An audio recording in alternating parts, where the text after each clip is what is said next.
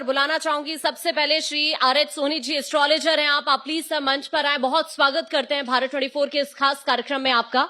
और यहाँ पर देखिए ज्योतिष के बारे में बहुत सारी चीजें समझने की कोशिश होगी, ना सिर्फ ज्योतिष के बारे में बल्कि बड़े बड़े मुद्दों को लेकर भी बात करेंगे। और अब मैं अपनी सहयोगी पूजा यादव को मंच पर बुलाना चाहूंगी जो इस सेशन को आगे बढ़ाएंगी और उन सभी सवालों का जवाब तलाशने की हम कोशिश करने वाले हैं इस सेशन के जरिए, जिनका जवाब आप भी जानना चाहते हैं। उन सवालों पर बात होगी और इस सेशन को आगे बढ़ाएंगी मेरी सहयोगी पूजा। एक बार जोरदार तालियां हमारे जो खास गेस्ट है आर.एच. सोनी, जाने माने एस्ट्रोलॉजर है, उनके लिए भी हो जाए। आपको बहुत सारी बातें जानने को मिलेंगी। देखिए होता क्या है ना कि धर्म को लेकर हम जानना चाहते हैं, क्योंकि कई दफा ऐसी जानकारियां होती हैं जो थोड़ी सी धुंधली होती हैं, तो वो धुंधली तस्वीर आपके जहन में साफ हो, इसलिए आज हमारे साथ में सोनी सर है। सर बहुत बहुत स्वागत है आपका हमारे इस मंच पर। पहले तो मैं भारत 24 के टीम को बधाई देना चाहता हूं और यहाँ पर उपस्थित सभी लोगों को शुभकामनाएं देना चाहता हूं सबके भविष्य के लिए, ताकि उनका भविष्य सुखमय और आगे बढ़ता रहे। बहुत शुक्रिया सर। तो आप में से कितने लोग हैं जो भाग्य के बारे में जानना चाहते हैं? जरा हाथ उठाकर बताइए। भाग्य को लेकर कितने लोग के जहन में सवाल है? तो हमारा जो पहला सवाल है सर वो भी भाग्य को लेकर है, और सवाल आता है कि क्या ऐसा कोई विधान है जिससे भाग्य को बदला जा सकता है? क्यों नहीं बदला जा सकता है? ऐसे दुनिया में अनेकों विधान पहले से रहे हैं और आज भी हैं। देखिए, भाग्य को बदलने के लिए सबसे पहले आप तो उदाहरण देखिए कि भाग्य को बदला गया है। आप अगर पूर्वोत्तर काल में जाएंगे, पहले जाएंगे, तो सुदामा ने अपने भाग्य को बदलने के लिए भगवान श्री कृष्ण के द्वार पर अपने को ले गए और हम भाग्य बदला, क्योंकि उन्होंने अपने आप को समर्पित किया अपने दोस्त के सामने। और सबसे बड़ी बात, आज की तारीख में अगर आप देखें तो हमारे देश के माननीय प्रधानमंत्री जी, कहा जाता है कि जो चाय से अपने सफर को शुरू करके देश के शीर्षस्थ नेता के पद पर विराजमान हैं, तो ये भाग्य को बदलना ही कहा गया है।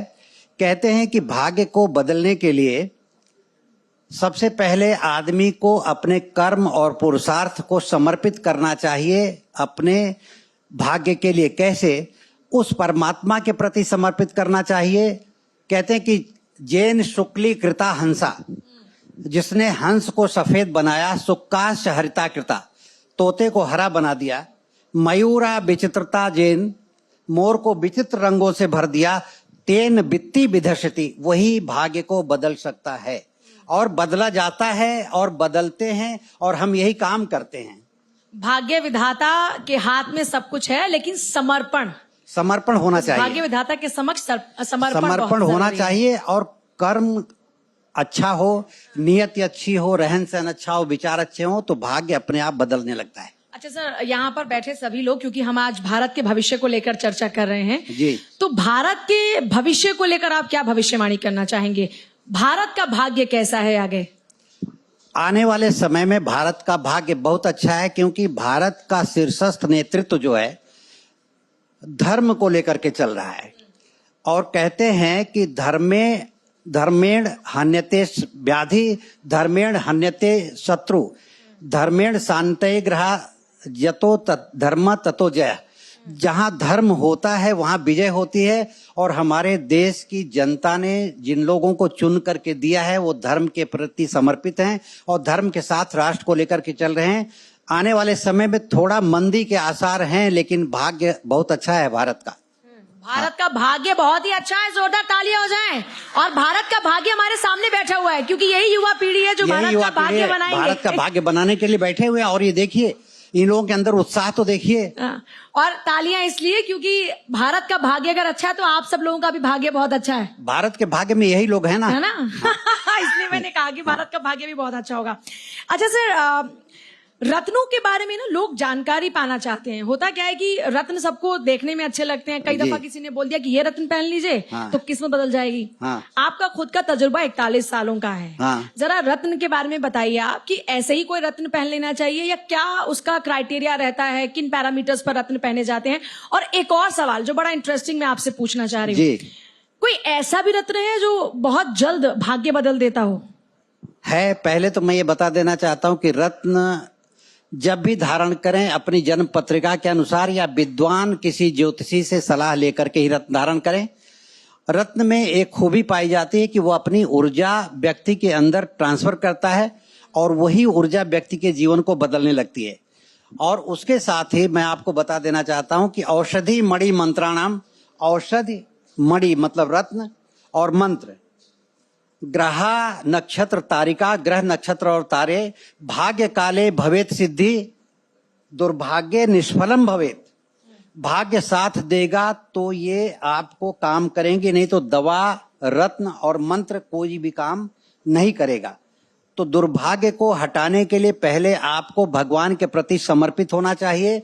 रत्न जो भी धारण करें उसकी विधिवत प्राण प्रतिष्ठा करा करके तभी धारण करें। और जो आपने पूछा कि कोई रत्न ऐसा है, तो देखिए नवग्रह के रत्न तो है ही हैं, लेकिन एक रत्न है अलेक्जेंड्राइट, जिसके बारे में शास्त्र कहता है कि तिलस्मी दुनिया का सबसे चमत्कारी रत्न है और वो 24 घंटे में भाग्य बदलने लगता है। 24 घंटे में? हाँ, हमने रत्न धारण कर रखा है।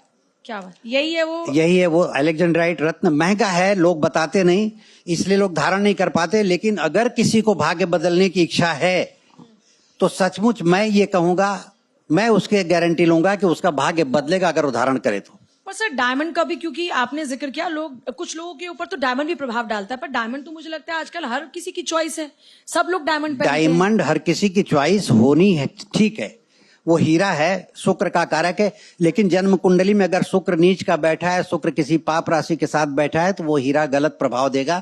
इसलिए सभी रत्न सब जगह सूट नहीं करते, लेकिन अलेक्जेंड्राइट किसी भी व्यक्ति को नुकसान नहीं पहुंचाता, इसकी ये गारंटी है।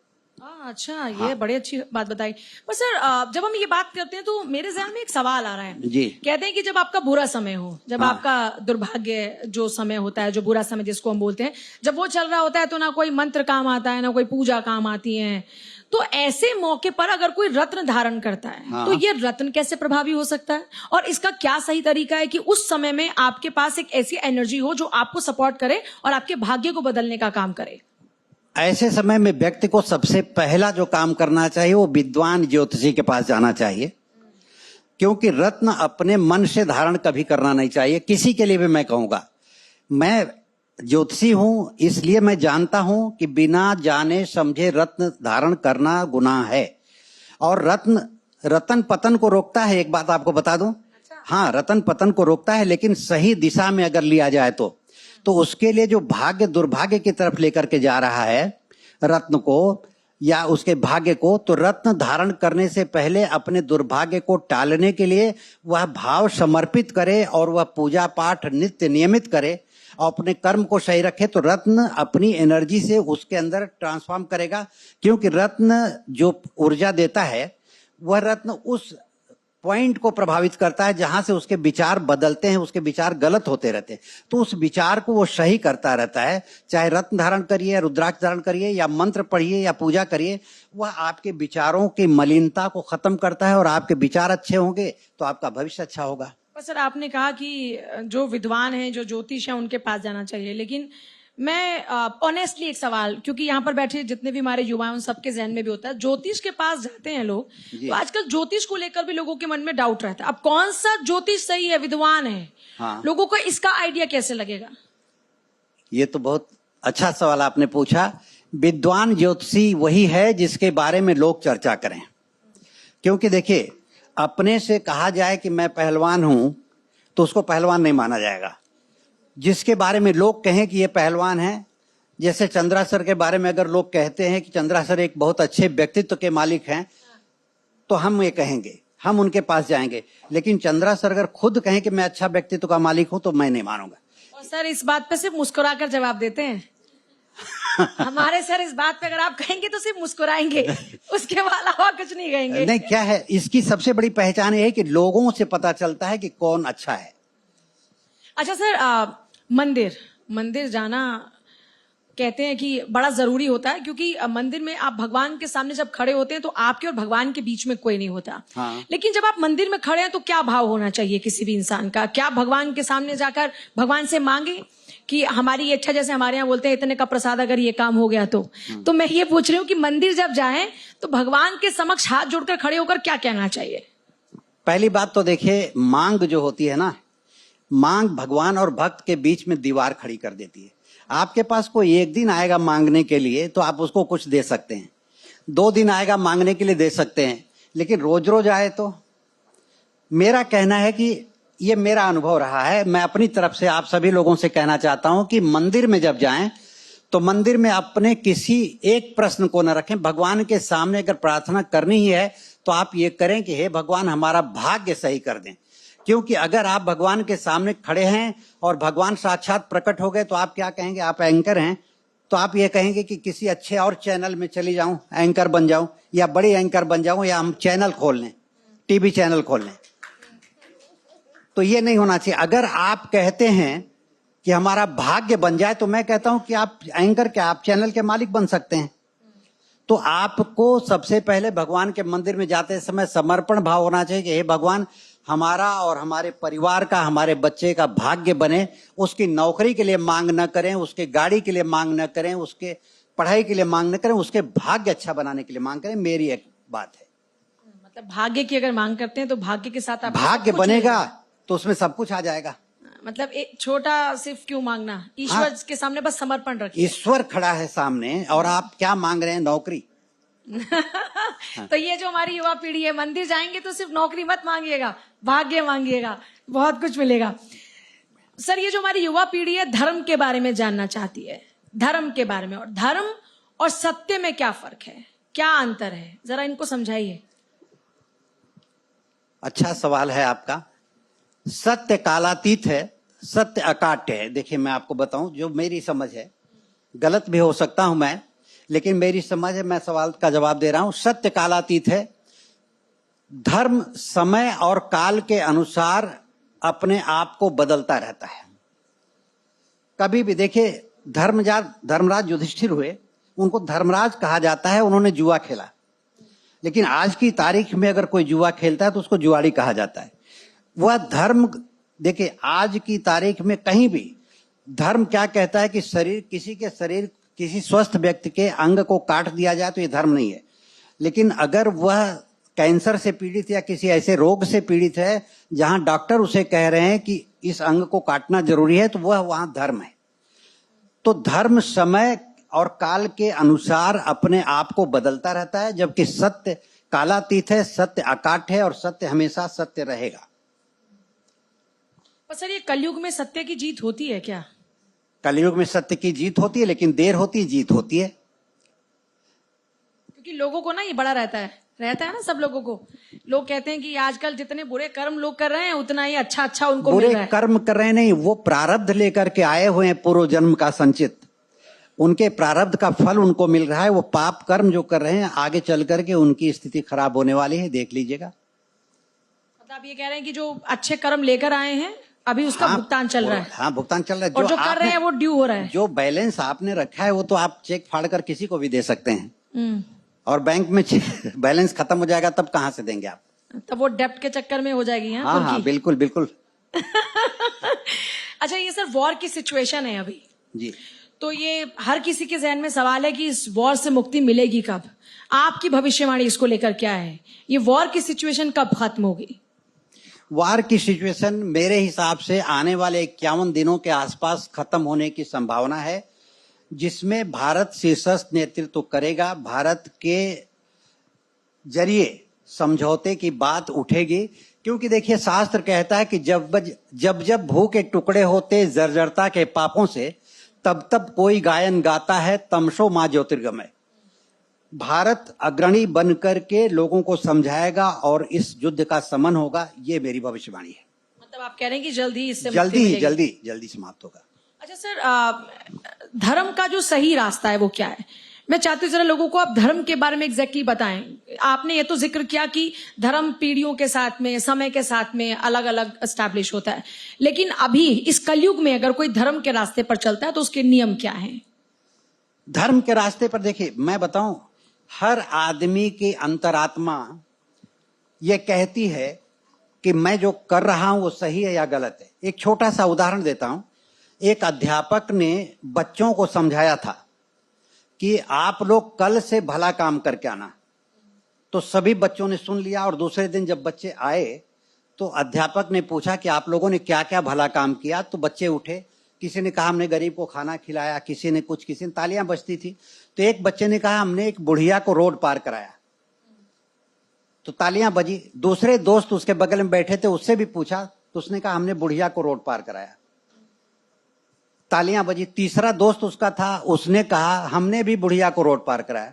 तो अध्यापक ने पूछा कि तुम तीनों ने एक ही बुढ़िया को रोड पार कराया या अलग अलग? बोले नहीं, एक ही को। बोले क्यों? बोले वो पार ही नहीं कर रही थी और हमको भला करना था, इसलिए हम लोग उठा के ले गए, उस पार रख दिए। तो आपकी अंतरात्मा जानती है कि आप जो काम करने जा रहे हैं उसमें कितनी सच्चाई है। कॉन्शियस अलाउ करता है आपका कि वो करना नहीं करना। देखिए, धर्म तो हर व्यक्ति जानता है कि सत्य ही धर्म है। जो आदमी काम करे और उसका अंजाम उसे पता हो। कुछ लोग क्या करते हैं कि चलो देखा जाएगा, ये धर्म नहीं है। देखा जाएगा धर्म नहीं, उसको पहले डिसीजन ले लीजिए। 10 की नोट नकली जेब में पड़ी है तो दे देते हैं पहले। अगर उसने पकड़ लिया कि भाई नकली नोट है, तो कहते हैं कि अरे नकली है, जानते हैं तो पहले नकली नोट चलाना चाहते हैं, बाद में असली देते हैं। तो ये धर्म नहीं है। धर्म वो है कि जो सच है वो सच है। सर, जो आप अपने माता पिता की सेवा नहीं करते हैं, हाँ। क्योंकि आपने जिक्र किया कि पूरा डेप्ट एक तैयार होता है, हाँ। तो ऐसे लोगों के लिए ये जो डेप्ट तैयार होता है कितना गुना बढ़ जाता है? ये हजारों गुना बढ़ जाता है। इसका गुना तो कहीं है ही नहीं, प्रतिशत ही नहीं है कोई। ये इतना गहरा प्रभाव डालता है आदमी के जिंदगी पर कि आदमी सुकून से जी नहीं पाएगा, उसकी नींद हराम हो जाएगी। अगर माता पिता की सेवा से वंचित रह गया कोई, मजबूरी एक अलग बात है, मजबूरियों में अलग बात है माता पिता की सेवा नहीं कर पाना, लेकिन उसके लिए आपको कोई न कोई व्यवस्था करनी चाहिए माता पिता के लिए, नहीं तो उसका भुगतान बहुत ही ज्यादा करना पड़ेगा। अच्छा सर, भारत के भविष्य को आप किस तरीके से देख रहे हैं? भारत जिसकी अपनी जो सांस्कृतिक विरासत है, जो धरोहर है, वो बहुत ही विराट है। जी। आने वाले दिनों में जो भारत का अपना इतिहास रहा है, उससे बढ़कर हम कुछ देखेंगे? उससे बढ़कर होगा। भारत 2047 तक विश्व गुरु बनेगा और बनेगा। इसे कोई रोक नहीं सकता, क्योंकि ये अपने धर्म पथ पर आगे चल रहा है, सनातन धर्म को लेकर के चल रहा है और आगे बढ़ेगा। तो आप ये कह रहे हैं कि अपने धर्म पर चलकर ही भारत को भाग्य विधाता बनाया जा सकता है? धर्म के रास्ते पर चल करके ही आप बन सकते हैं, अन्यथा नहीं बन सकते। तो अभी सही दिशा में आगे बढ़ रहे हैं? सही दिशा में आगे बढ़ रही है हमारी सरकार, और हमारे लोग और हमारी जनता भी उसका साथ दे रही है। और इस बात के लिए मैं बहुत बहुत आभारी हूं जनता का, जो हमारा साथ दे रही है। बहुत बहुत शुक्रिया सर। धन्यवाद। धन्यवाद। साथ ही अब मैं मंच पर बुलाना चाहूंगी श्री आरएच सोनी, एस्ट्रोलॉजर आप हैं, आप प्लीज मंच पर आएं। भारत 24 आपको सम्मानित करता है।